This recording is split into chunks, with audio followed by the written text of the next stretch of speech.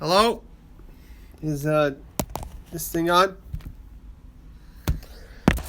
Well then, I've come here to regard the controversial contributions that Jason Aaron has been doing to the Avengers. If there's anyone who is a fan of comic books, you can answer. I don't care. It's my first live video, and I've come here to address a serious crime against Marvel. Just want to get it out, saying, what is wrong with you, Marvel? What are you smoking, Jason Aaron? Are you on weed? Weed? Meth? PCP? I don't know. Because even though you're done with writing Thor's solo title right now, you just can't seem to get away from retconning that key elements of his past that has been going on in your Avengers run. And I'm just not happy with this at all.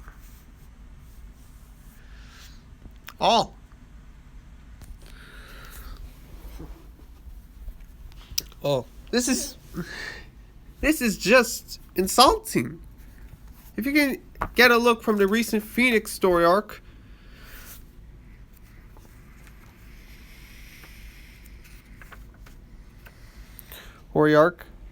you can see that although this issue has lots of artwork and fights that are worth coming back to, including Wolverine getting the Phoenix Force, seen here. Oh, hi, John. Here, one of the worst aspects, the thing that really sinks the story down to like a 6 out of 10, is this of the Phoenix Force's 1 million BC host telling Thor, my favorite Marvel hero, that she is his mother. What the fuck, Marvel? What the fuck? Yes, this nigga Jason Aaron is crazy in the head. He can't be trusted anymore. What are you smoking? And if we look at Thor's hair, let me just get this up and running.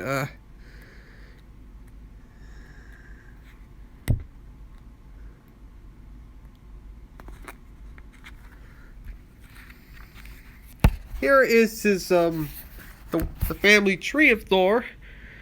It's from my Epic collection from like the mid-90s. You'll see that his father is Odin, and a line here that goes, and you can see that Thor is and that although Thor was raised by Odin and his wife Frigg in Asgard, Thor's biological mother is the earth goddess Jord or Gaia. And this is true not only in the comics, but in Norse mythology in general. You can see out of all of the 5 biological sons Odin had Thor, the one he had with Jord, is his favorite. Always has been. But at least we can agree Loki is the worst, because he's not one of Odin's biological sons, but he's an adopted son. I mean, this is what Jason Aaron's done today. Look at this. This is just disgraceful. This is disgraceful to Marvel Comics. This is Norse mythology. If anyone from Marvel is hearing, which I doubt they are, please, rise up against Jason Aaron. Take that motherfucker down. He deserves nothing.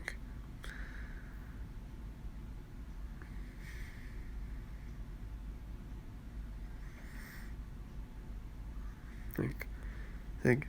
Especially when Donny Cates is doing an awesome job writing Thor. Or go check out his run. I mean, look at Jason Aaron. He's like washed up. He's like Frank Miller.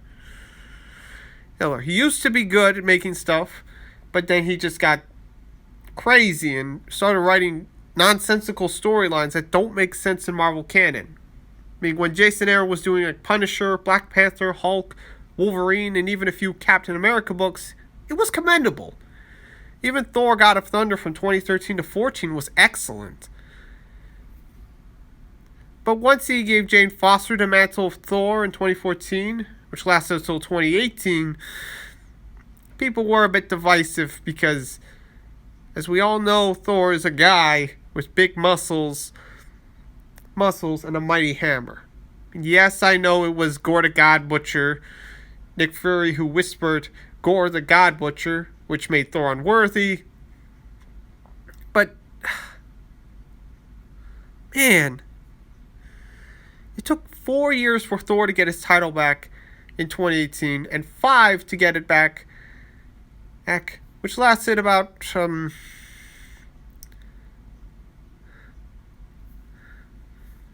about 2014 to 2019, where he got it back at the end of War of the Realms by accepting his past unworthiness. And I know, and I'm also taking criticism in Aaron's dialogue choices, as he uses words like damn and bastard a bit too much. In this kind of dialogue, for example, like Odin damned or Troll damned, that stuff would be non-existent in past runs of the character. Particularly my favorite by Walt Simonson, who I've yet to collect, but go check that run out. The Walt Simonson Thor run. That is the greatest Thor run ever. And all I can say is that Jason Aaron is a washed up nut job who doesn't care about old Marvel fans. Heck, this has gotten criticism not from me, but also past writers like Roy Thomas, Walt Simonson, Bob Harras, Jim Starlin, even previous Avengers writer Jonathan Hickman would be upset. And he's currently doing X-Men. In fact, right here, these are just some of my comics. I've got more of them right here. Got a lot of, got Fantastic Four. Got some Cosmic Marvel. You've got Uncanny X-Men, Ultimate Marvel, Secret Invasion. Got Avengers. Got Wonder Woman by Mike Deodato. I've also got Green Lantern by Jeff Johns. Annihilation. That's my Age of Apocalypse. And that's my prized possession up there. Infinity Omnibus, which has 1991's Infinity Gauntlet from Jim Starlin and 2013's Infinity by Jonathan Hickman. I highly recommend you get these stories in any order. But as I was saying, when it comes to comic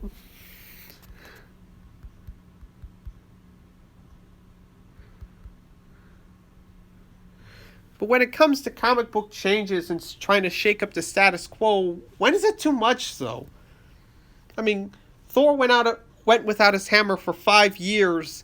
Wolverine went without his claws for 6 years, which are kind of long times for such a radical status quo shakeup.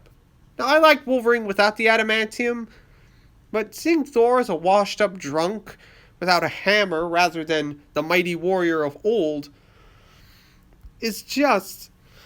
can just be a bit jarring. Look, I do think Jane Foster's Thor run, Time as Thor, was quality, but you can never beat the original Thor Odinson, because he's the man at being a god. And I'm lucky Donny Cates's run will continue for long, even after some Heroes Were Born events in Marvel 20 this May. Sorry, there's this Heroes Were Born thing in May, and it's not going to be a hard reboot. It's just going to be some alternate universe title where Blade must try to restore everything back to where it belongs, because he finds himself in a world where the Avengers never formed. And And yet, I've taken chance that Jason Aaron used to be good, but these numerous retcons are proving too much. And with this Phoenix one being Thor's mother, this is the straw that officially broke the camel's back. Or the hammer blow that broke the world serpent's back in some ways. But Marvel, please don't make this change permanent. Please don't make the Phoenix of 1 million BC Thor's mother, because for all intents and purposes, Thor is not a mutant. He is an Asgardian god, the god of thunder, son of Odin and Jord, son of Odin and Gaia. That's how I see it. That's how comic fans see it. That's how Norse mythology people see it. That's how everyone sees it. So Marvel, will you kindly please show Jason Aaron the door and fire him? He can't be trusted any longer for Marvel. He's just gone too far. That's all.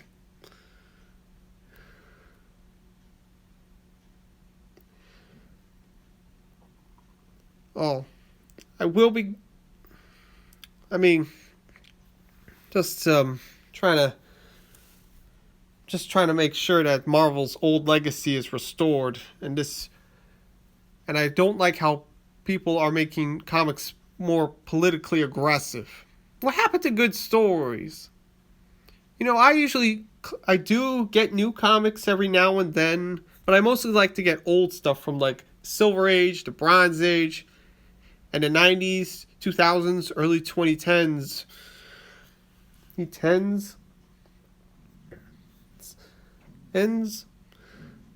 This stuff is just insulting.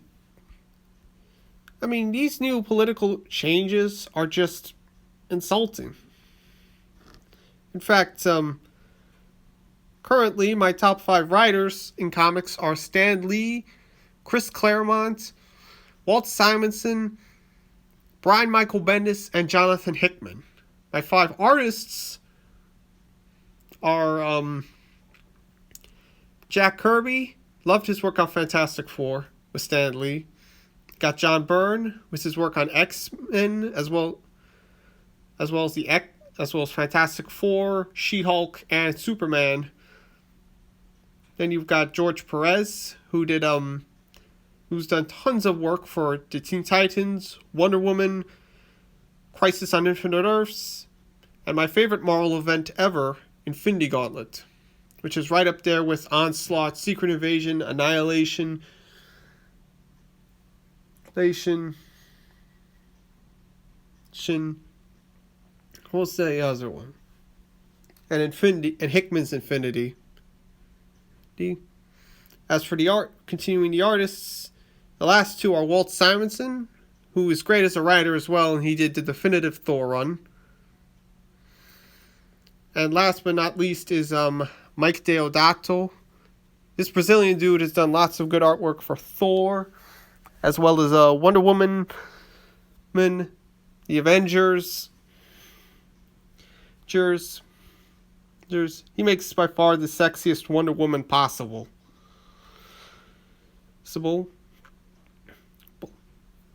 And now for comic book characters, my favorite character is a hero is Thor from Marvel. And my favorite villain is Victor Von Doom, aka Doctor Doom. He's the archenemy of the Fantastic Four, and considered to be Marvel's greatest villain. He's my favorite. All hail Doom! And if I were to pick 5 female characters from any comic brand, I would pick Carol Danvers when she was Ms. Marvel, not Captain Marvel, because I consider modern stories to be an assassination of her character. I liked her when she was Ms. Marvel. If you want to check her out, recommend you get Gary Conway and Chris Claremont's old run from the 70s, 80s, or Brian Reed's run from the 2000s. It shows Carol being what she does best, being a good hero and role model to everyone. Not some SJW feminazi that nobody likes. Other characters I would prefer are Angela. She's this angelic warrior from the. She's recently been added to the Thor mythos as a long-lost sister of Thor, but I liked her best when she was an angelic ally of Spawn. Like she was this brave, beautiful warrior, and no redhead is in comic books is better than her, in my opinion. And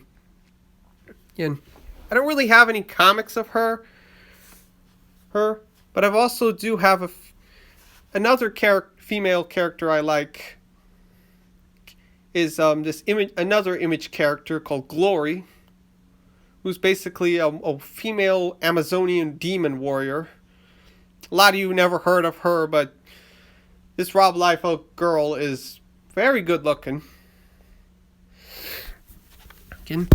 Just let me get something. Then I've also got a few other picks. The last two are Brian Pulido's ultra demonic dominatrix girl, Lady Death. Yes, Lucifer's daughter and their born warrior and prime pinup and cosplay subject from Chaos, now Coffin. Gotta love her. But when it comes to comic book characters, my favorite of all time and the definitive is Wonder Woman. Champion of Themyscira and one of the founders of the Justice League and all-around ass kicker. No story. No one. There are a lot of great artists and writers who've done her over the years, like George Perez, Gail Simone, Terry Dodson, and my personal favorite artist, Mike Deodato, as shown right here. Always loved Wonder Woman. I've seen her 2017 film, but not 1984.